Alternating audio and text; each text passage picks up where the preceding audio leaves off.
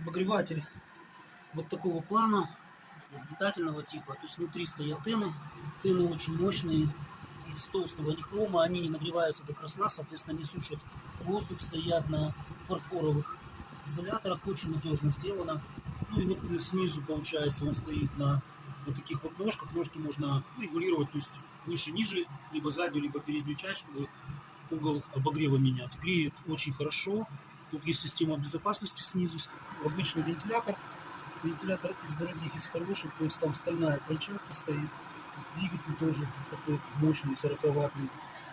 Который где-то, ну, не знаю, наверное, градусов 60. Режим 1. Кабель очень толстый.